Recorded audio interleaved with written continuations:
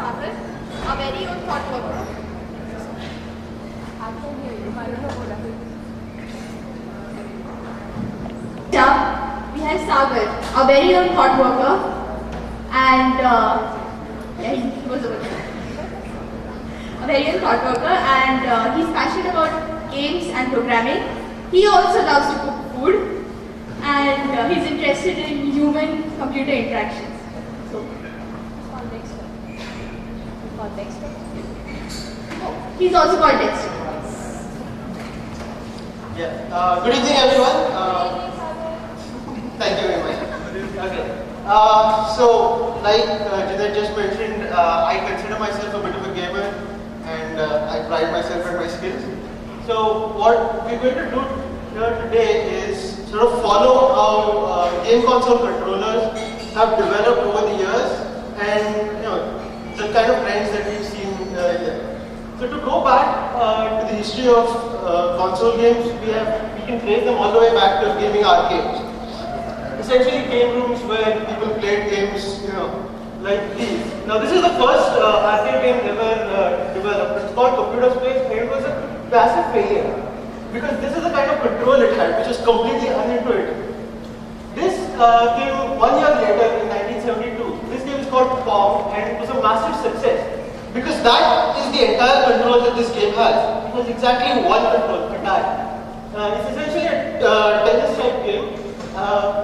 And about 5 years later, another game called Asteroids came out.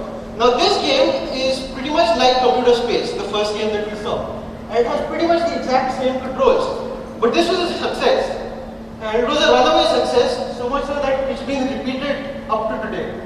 Why that is so is because in the year that Pong was successful, it actually taught people hand-eye coordination and how to associate abstract actions with reactions in the game.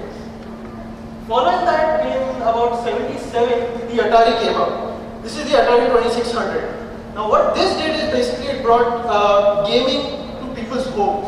It was now more accessible. And also it brought us a whole lot more games. This is just a very small selection of the kind of games that Atari offered.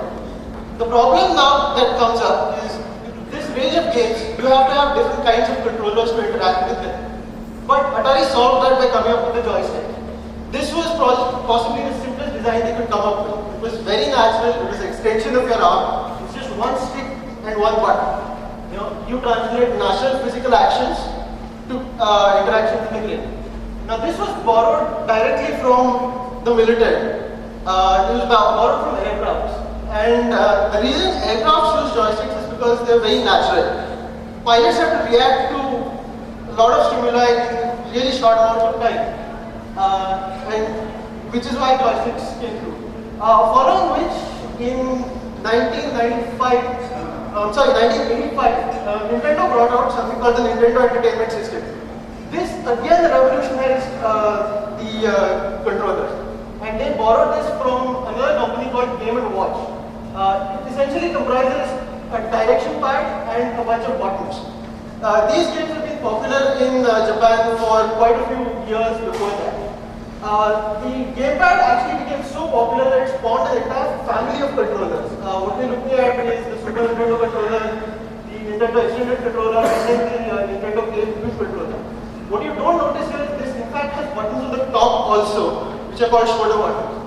After that, we saw an explosion in the gaming industry, and we had a lot of different consoles that came up, like the Sega Dreamcast and the Nintendo GameCube.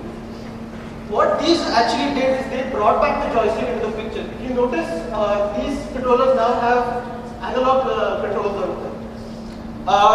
Soon later, Sony came out with an answer to most of these consoles with the PS2. This is the controller that comes with the PS2. This actually marries most of the successful ideas from all the other controllers. Microsoft soon after had to come into the competition, and it brought in the Xbox and the Xbox 360. The revolutionary thing about the Xbox 360 is that it's a wireless controller. So now you have freedom of motion. And Sony comes back with an answer.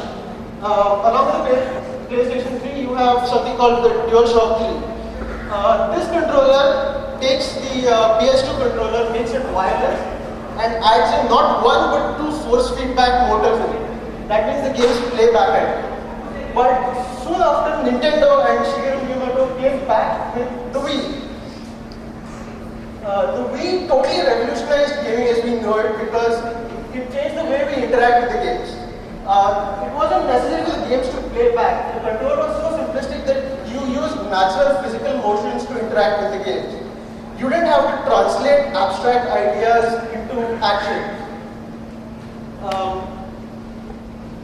Yes, finally, I want to come to the kind of trends that we have in terms of ease of use. I'm sorry, the left side slides are a little truncated.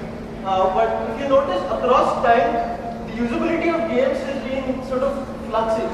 You know, initially they started off being very unusable, then they became a little more usable and so on and so forth. Well, that's pretty much what I wanted to cover right now. Thank you for